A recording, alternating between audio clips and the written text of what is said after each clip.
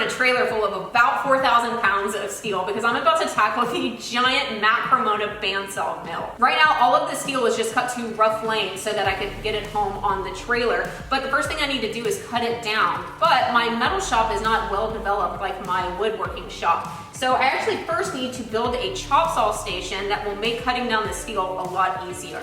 The goal for this station is going to be something quick and functional that I can build in a single day. So let's jump into it. I will go ahead and give you the spoiler that while I came really close to finishing this in a single day, it did drag over into 2.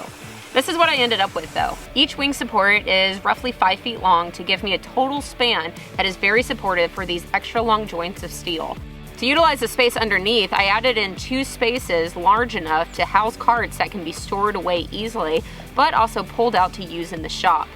Then also a section with plenty of shelf storage for cutoffs or other items to keep on hand, then even a section with a few drawers. If you're interested, I do have a set of plans with a cut list and material list linked for you down below.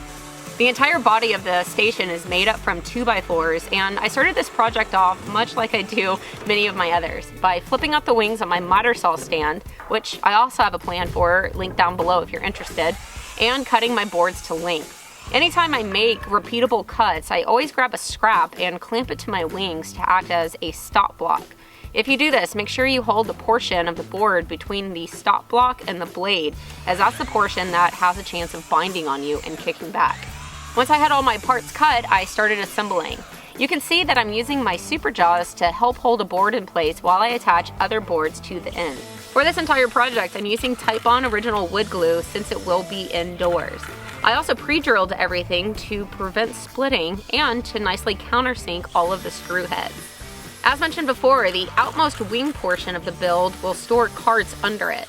Having a rolling cart around the shop is extremely useful, and I actually purchased my 2 carts before designing this build so that I could make sure that they would fit. However, another option would be to design your own cart. Or, I even love the idea of having 2 flat top rolling workbenches with some shelving underneath. Actually, I might have to come back and build those because that sounds really useful. Then they could be used for a variety of different tasks. A workbench, an outfeed for a table saw, or side support for a drill press stand. But then of course once you're done, you can tuck them away. Anyways, just food for thought. After completing the assembly for the side portions, I started cutting to length the boards needed for the center section. Now, when it comes to shop projects, I'm not too picky about trying to hide screws, especially when I'm just trying to knock out something quick in a day. So the majority of my boards have exposed screws, but note that another option would be to use a pocket hole jig, which would give you the same result, but allow you to hide all of these screws.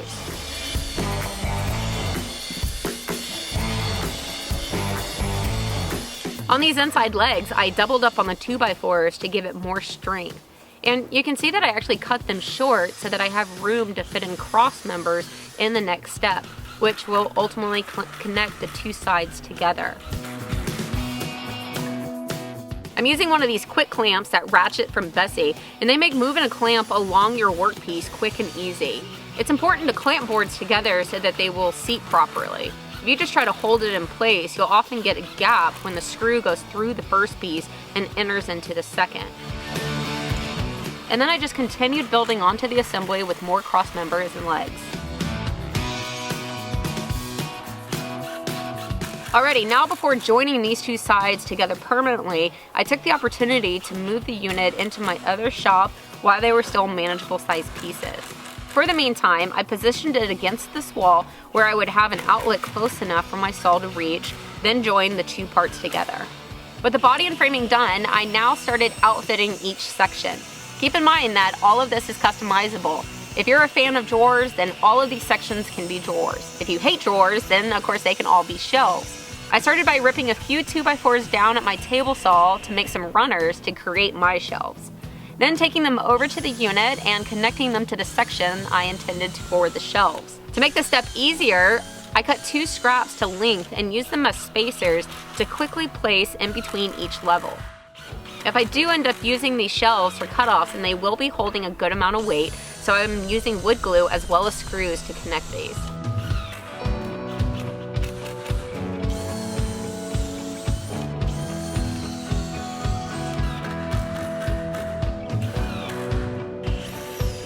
Next, I grabbed a sheet of construction grade plywood and first used my track saw to cut it down to manageable sized pieces. Then I took those bigger pieces to my table saw and ripped them down to the size of my shelves. These shelves are simply laid onto the runners and then screwed down. I went ahead and skipped the wood glue on this step just in case I ever needed to replace a shelf.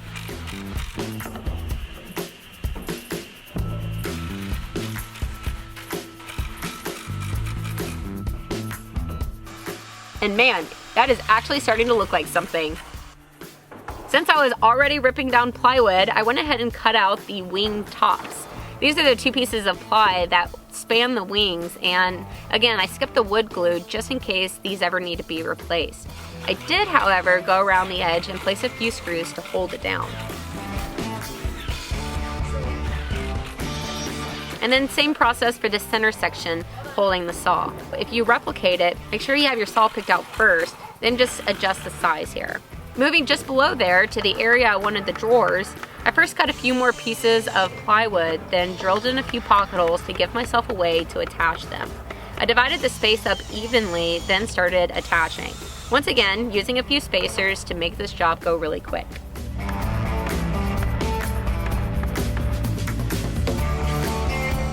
And that is actually as far as I got the first day, which isn't half bad if you ask me. I went ahead and placed my chop saw in the center and moved in my cart, just to get an idea on the final look.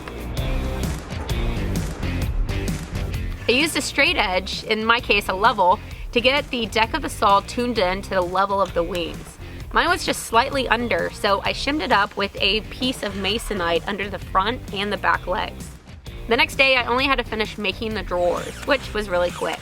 It consisted of cutting down more plywood, then gluing and nailing them together.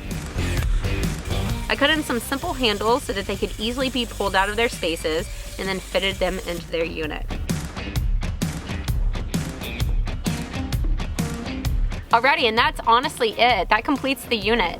The last thing I did though was throw on a coat of finish on the wings. I decided to put on a coat of General Finishes High Performance Top Coat. This has a urethane resin in it that will harden and make the surfaces of these wings much more durable than if I were to leave them raw. It will also allow me to very quickly wipe down the wings if I have something clean to cut that I don't want also getting dirty. And if you have questions about anything I've used in this video, I have links for you down in the description. Now, let me try and head off two big comments I can already see coming my way. One, this is a wooden unit placed up against a wooden wall, but it's for a metal chop saw that is always associated with producing lots of sparks. I know people will say I'm gonna burn up my wall if I don't coat it in some sort of thin sheet metal like flashing. Well, I'm actually running a blade put out by Diablo that is brand new technology called a cerament blade. And one of its features is that it produces little to no sparks when cutting metal. And it also produces such little heat when making a cut that I can actually pick up the piece I just cut and it isn't even hot. It is pretty impressive if you ask me. Since I knew I was gonna be running this blade, I didn't bother coating my wall or the top unit in flashing. But it is worth noting, even with this new tech, I'm still always conscious of watching for fires. I have plenty of extinguishers on hand and even follow a common metalworking rule where I don't leave my shop for a full hour after using any equipment that produces sparks. And then the second comment I see coming is that I didn't leave enough room to make angled cuts. And to be honest, whenever I was designing this, I didn't even think about it. Because unlike a traditional miter saw where you move the table to get an angled cut, this is a chop saw which has a swiveling fence on it. But the problem here is that even though I can still swivel the fence to the angle needed, my material will run into my wall. Now, I didn't have the time or ambition to remake it, so my solution was just to place the saw on top of the wings and then create two standoffs to make up the height difference. And this actually worked like a champ, so even though I overlooked a design flaw, it did exactly what I needed it to do, which was support my material while I make cuts. And that's gonna be it for this video. I hope that you enjoyed it. Now this is quick and easy, and while it's not absolutely perfect or polished, it definitely served the purpose that I was needing, which is in the short run to tide me over until I can build something a little bit more suitable for the future. Keep in mind that as you're developing your shop, there's nothing wrong with throwing together something quick until you have more time to either develop the idea of what you need or to give yourself time to build what you need. So leave me your comments on what you think about it below, and I'll see you next time.